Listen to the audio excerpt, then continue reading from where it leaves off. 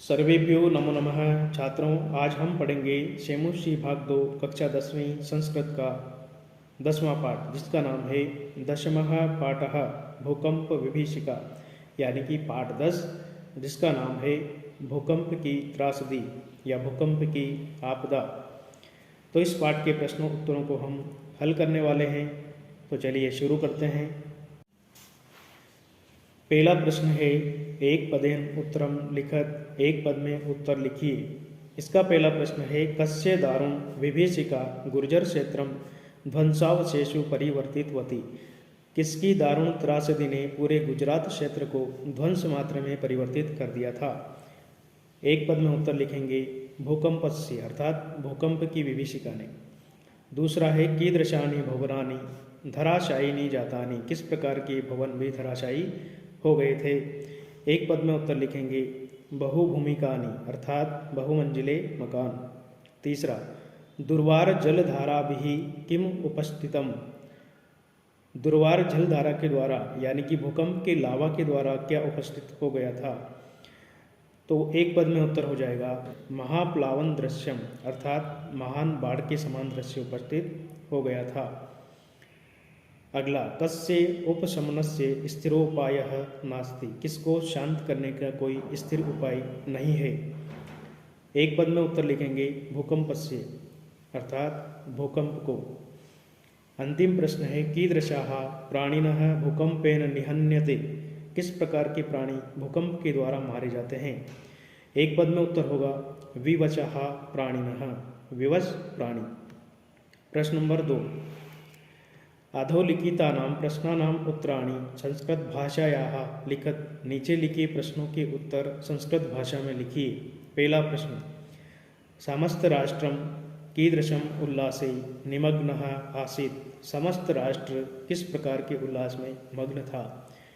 यहाँ पर प्रश्नवाचक जो शब्द है कीदृशम, इसको हटाकर यहाँ पर हम जोड़ देंगे नृत्य गीत वादित्राणाम और पूरा प्रश्न उतार देंगे। तो उत्तर बन जाएगा समस्त राष्ट्रम नृत्य गीत वादित्राणाम उल्लासे मग्नम आसीत्। संपूर्ण राष्ट्र नृत्य गीत वादन आदि के उल्लास में निमग्न था। भूकंपस्य केंद्र बिंदु कः जनपदः आसीत्। भूकंप का केंद्र बिंदु कौन सा जिला था। इस प्रश्न में प्रश्नवाचक शब्द है कहा, इसको हटाकर उत्तरवाचक शब्द जोड़ देंगे कच्छ और पूरा प्रश्न उतार देंगे। अंत में पूर्ण विराम लगा देंगे। तो प्रश्न का निर्माण हो जाएगा भूकंपस्य केंद्र बिंदु कच्छ इति जनपदः आसीत्। भूकंप का केंद्र बिंदु गुजरात का कच्छ जिला था। पृथ्वीयाः स्खलनात् किम जायते। पृथ्वी के स्खलन होने से क्या उत्पन्न होता है। तो यहाँ पर हम लिखेंगे पृथ्वीयाः स्खलनात् महाकंपनम जायते। पृथ्वी का स्खलन होने से महाकंपन उत्पन्न होता है या भूकंप की स्थिति उत्पन्न होती है। समग्रो विश्वः कहीं आतंकितः दृश्यते। संपूर्ण विश्व किसके द्वारा आतंकित दिखाई देता है। तो उत्तर लिखेंगे समग्रो विश्वः अशांत पंचतत्वे आतंकितः दृश्यते। संपूर्ण विश्व अशांत पंच तत्वों से आतंकित दिखाई देता है। यानी कि जब इस पृथ्वी के पंच तत्व अशांत हो जाते हैं तब महान विनाश की स्थिति उत्पन्न हो जाती है। अंतिम प्रश्न है, केशाम विस्फोटेर अपि भूकंपो जायते। किनका विस्फोट होने पर भूकंप उत्पन्न होता है। तो उत्तर लिखेंगे ज्वालामुख पर्वतानाम विस्फोटेरपि भूकंपो जायते। ज्वालामुखी पर्वतों में विस्फोट होने पर भी भूकंप की स्थिति उत्पन्न होती है। अगला प्रश्न है प्रश्न नंबर 3, स्थूल पदानि आधृत्य प्रश्न निर्माणम कुरुत। स्थूल पदों को आधार बनाकर प्रश्नों का निर्माण कीजिए। पहला है, भूकंप विभीषिका विशेषण कच्छ जनपदम ध्वंसावशेषु परिवर्तितवती। यहाँ पर स्थूल पद है ध्वंसावशेषु। इसके स्थान पर हम प्रश्नवाचक शब्द जोड़ देंगे केशु। तो प्रश्न बनेगा भूकंप विभीषिका विशेषण कच्छ जनपदम केशु परिवर्तितवती। वैज्ञानिकाः कथयन्ति यत् पृथ्व्याः अंतर्गर्भे पाषाणशिलानां संघर्षणेन कंपनम जायते। वैज्ञानिक कहते हैं कि पृथ्वी के गर्भ में स्थित पाषाण शिला जब आपस में घर्षण होती है तब महान कंपन उत्पन्न होता है। तो यहाँ पर वैज्ञानिकः स्थूल पद है, इसको हटाकर हम जोड़ देंगे के। तो प्रश्न बनेगा के कथयन्ति यत् पृथ्व्याः अंतर्गर्भे पाषाण शिलानां संघर्षणेन कंपन जायते और प्रश्नवाचक चिन्ह लगा देंगे। अगला प्रश्न है विवशाः प्राणिनः आकाशे पिपीलिका एव निहन्यते। इस वाक्य में स्थूल पद है आकाशे, इसको हटाकर प्रश्नवाचक शब्द हम जोड़ देंगे क्व या कुत्र। प्रश्न बनेगा विवशाः प्राणिनः कुत्र या क्व पिपीलिका एव निहन्यते। विवश प्राणी कहाँ पर चींटियों के समान मारे जाते हैं। अगला है एतादृशी भयावह घटना गढ़वाल क्षेत्रे घटिता। इस प्रकार की भयानक घटना गढ़वाल क्षेत्र में घटित हुई। इस वाक्य में स्थूल पद है एतादृशी, इसको हटाकर प्रश्नवाचक शब्द जोड़ेंगे कीदृशी। पूरा वाक्य उतार देंगे कीदृशी भयावह घटना गढ़वाल क्षेत्रे घटिता और अंत में प्रश्नवाचक चिन्ह लगा देंगे। अंतिम प्रश्न निर्माण है तद इदानीं भूकंप कारणम विचारणीयम तिष्ठति। तो यह भूकंप का कारण विचारणीय है। यहाँ पर स्थूल पद है भूकंप कारणम, इसके स्थान पर प्रश्नवाचक शब्द जोड़ेंगे किम। तदानीं किम विचारणीयम तिष्ठति और अंत में प्रश्नवाचक चिन्ह लगा देंगे। इस प्रकार से प्रश्नों का निर्माण करना है। इसके पश्चात अगला प्रश्न है प्रश्न नंबर 4। भूकंप विषय पंचवाक्यम इतम अनुच्छेदम लिखत। भूकंप के बारे में 5 वाक्यों वाला एक अनुच्छेद लिखिए। तो हम यहाँ पर देखिए एक अनुच्छेद लिखेंगे।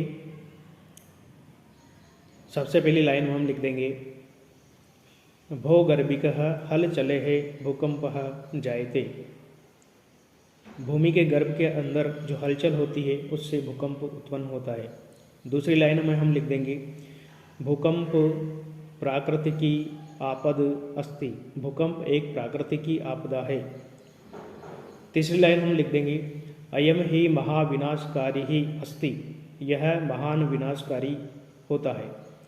चौथी लाइन हम लिखेंगे मानवः भूकंप निवारणे अक्षमः अस्ति। मनुष्य भूकंप का निवारण करने में अक्षम है, असमर्थ है। पांचवी लाइन हम लिख देंगे अस्य विषय सार्वभौमिकी जागरूकता करनीय। इसके बारे में सार्वजनिक जागरूकता लाना चाहिए। अगला प्रश्न है प्रश्न नंबर 5। कोष्टकेषु दत्तेषु धातुषु निर्देशानुसारम परिवर्तनम विधाय रिक्तस्थानानि पूरयत। कोष्टक में दी गई धातुओं का या निर्देश अनुसार परिवर्तन करके रिक्त स्थानों की पूर्ति कीजिए। पहला देखिए क समग्रम भारतम उल्लासे मग्न, रिक्त स्थान दिया है। कोष्टक में देखिए अस धातु में लट लकार, यानी कि लट लकार में अस धातु का रूप बनाएंगे तो यहाँ पर रिक्त स्थान में हो जाएगा अस्ति। समग्रम भारतम उल्लासे मग्नः अस्ति। दूसरा है भूकंप विभीषिका कच्छ जनपदम विनष्टम क्री प्लस कत्वतु प्लस ई प्रत्यय। तीनों को मिलाने पर यहाँ पर बनेगा कृतवती। रिक्त स्थान में हम लिख देंगे कृतवती। शनेन एव प्राणिनः ग्रह विहीना। भू धातु लय लकार प्रथम पुरुष बहुवचन क्या बनेगा, तो यहाँ पर हम बना देंगे अभवन। शनेन एव प्राणिनः ग्रह विहीनाः अभवन। शांतानि पंचतत्वानि भूतलस्य योगक्षेमाभ्याम। भू धातु लट लकार प्रथम पुरुष बहुवचन यहाँ पर हम बनाएंगे तो यहाँ पर हो जाएगा भवंती। रिक्त स्थान में हम लिख देंगे भवंती। फिर देखिए मानवाः, इस रिक्त स्थान में हम लिखेंगे प्रच्छ धातु लट लकार प्रथम पुरुष बहुवचन का रूप, तो यहाँ पर हो जाएगा प्रच्छन्त। मानवाः प्रच्छन्त यत् बहुभूमिक भवन निर्माणम करणीयम न वा। मानव पूछते हैं कि बहुमंजिले मकानों का निर्माण करना चाहिए या नहीं। नदी वेगेन ग्रामः तद उदरे। सम उपसर्ग आ प्लस विश धातु में विधिलिंग लकार प्रथम पुरुष एक वचन का रूप बनेगा यहाँ पर समाविशेयुः। नदी वेगेन ग्रामः तद उदरे समाविशेयुः। अगला प्रश्न है प्रश्न नंबर 6। संधि संधि विच्छेदम च कुरुत। संधि या संधि विच्छेद कीजिए। इसमें पहला है परस्वर्ण संधि नियमानुसारम, यानी कि परस्वर्ण संधि के नियम के अनुसार हमें उदाहरणों को हल करना है। सबसे पहला उदाहरण है, यहाँ पर देखिएगा, किंच। इसका यदि हम विच्छेद करेंगे तो यहाँ पर देखिए एक रिक्त स्थान दिया हुआ है, फिर लिखा हुआ है च, तो इस रिक्त स्थान हम लिख देंगे किम। किंच का विच्छेद होगा किम धन च। ऐसे ही नगरम धन तु, यहाँ पर संधि विच्छेद किया हुआ है, इसका समस्त पद बनाएंगे तो यहाँ पर हो जाएगा नगरंतु। ऐसे ही विपन्नम च, विपन्नम च का विच्छेद करेंगे तो यहाँ पर हो जाएगा विपन्नम धन च। किम नु का समस्त पद बनाएंगे, किम नु का समस्त पद बनाएंगे तो यहाँ पर हो जाएगा किन्नु। भुज नगरंतु का संधि विच्छेद करेंगे तो यहाँ पर हो जाएगा भुज नगरम प्लस तु। ऐसे ही सम प्लस चयः, दोनों को मिलाने पर समस्त पद बनेगा संचयः। दूसरा उदाहरण है आ विसर्ग संधि नियमानुसारम, विसर्ग संधि के नियम के अनुसार। शिष्यवस्तु, शिष्यवस्तु में जो आधा स है उसका विसर्ग बना देंगे और अलग करके लिख देंगे तो यहाँ पर हो जाएगा शिष्यवः धन तु, विसर्ग संधि। विस्फोटे है धन अपि, इस विसर्ग का यहाँ पर हम बना देंगे र, तो मिलाने पर हो जाएगा विस्फोटेरपि, रुत्व विसर्ग संधि हो जाएगी। सहस्त्रशो अन्य, यहाँ पर श में जो ओ है उसका विसर्ग हो जाएगा और अवग्र का अ बन जाएगा तो यहाँ पर हो जाएगा सहस्त्रशः धन अन्य। इसी प्रकार से विचित्रोयम, इसका भी ऐसा ही विच्छेद करेंगे, विचित्रः धन अवग्र का अ हो जाएगा अयम। भूकंपः जायते, इस विसर्ग का ओ हो जाएगा तो यहाँ पर हो जाएगा भूकंपो जायते। वामन कल्प एव, इसका विच्छेद करेंगे तो यहाँ पर हो जाएगा वामन कल्पः धन एव।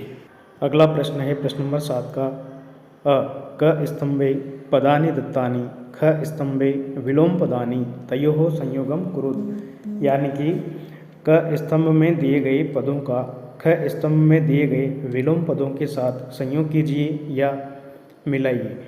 सबसे पहले लिखा है संपन्नम का मतलब संपन्न, तो इसको हम मिला देंगे विपन्नम का मतलब विपन्न, तो संपन्नम को हम मिला देंगे विपन्नम से। ध्वस्त भवनेषु, गिरे हुए भवन, इसको हम मिलाएंगे विलोम पद नवनिर्मित भवनेषु, नए बने हुए भवन। निस्सरन्ति बिहि, निकलते हुए, विलोम पद से मिलाएंगे प्रविशन्ति।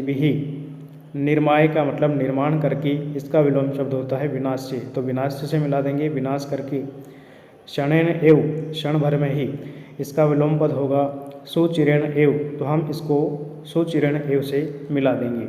इसके पश्चात अगला प्रश्न है प्रश्न नंबर 7 का आ है, क स्तंभे पदानि दत्तानि ख स्तंभे समानार्थक पदानि तयोः संयोगम कुरुत, क स्तंभ में दिए गए पदों का ख स्तंभ में दिए गए समानार्थक पदों के साथ संयोग कीजिए, मिलान कीजिए। सबसे पहले देखिए पर्याकुलम लिखा है, इसका समानार्थक पद होगा व्याकुलम, तो हम इसको व्याकुलम से मिला देंगे। अगला है विशीर्णाः, इसका समानार्थक पद नष्टाः होता है, तो हम इसको नष्टाः से मिला देंगे। उद्गिरन्तः, उद्गिरन्तः का पर्यायवाची शब्द या समानार्थक शब्द होता है प्रकटयन्तः, तो हम इसको प्रकटयन्तः के साथ मिला देंगे। विदार्य, विदार्य का पर्यायवाची शब्द होगा संत्रोट्य, तो हम इसको संत्रोट्य के साथ मिला देंगे। और अंतिम है प्रकुपिताम, इसको हम मिला देंगे क्रोधयुक्ताम के साथ। इस प्रकार से सही जोड़ी बनाना है।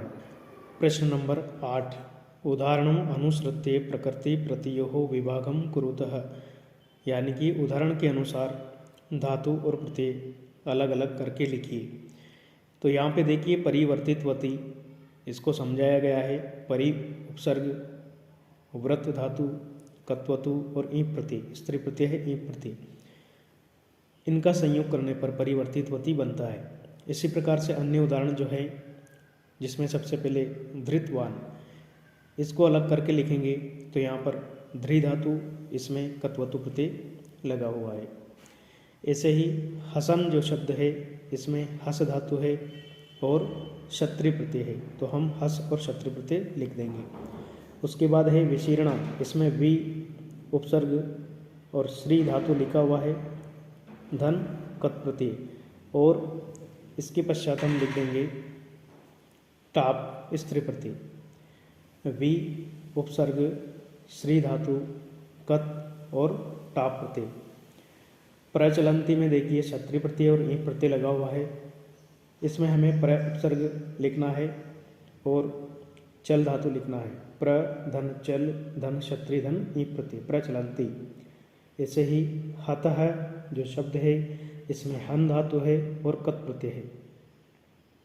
फिर देखिए प्रश्न नंबर 8 का आ, पाठात विचित्य समस्त पदानि लिखत, पाठ से चुनकर समस्त पद लिखिए। जैसे कि यहाँ पर समास विग्रह वाले पद दिए गए हैं। सबसे पहले देखिए महत चेतत कंपनम, समस्त पद बनेगा महाकंपनम। दारुणा चे सा विभीषिका, समस्त पद बनेगा दारुण विभीषिका। तीसरा है ध्वस्तेषु च तेषु भवनेषु, समस्त पद बन जाएगा ध्वस्त भवनेषु। प्राक्तेन चे तस्मिन् युगे, समस्त पद बनेगा प्राग युगे। महत चे तत् राष्ट्रम तस्मिन्, इसका समस्त पद बना देंगे महाराष्ट्रे। छात्रों मैं आशा करता हूँ आपको यह वीडियो ज़रूर अच्छा लगा होगा। यदि आपको अच्छा लगा तो आप मेरे चैनल को सब्सक्राइब जरूर कर लें।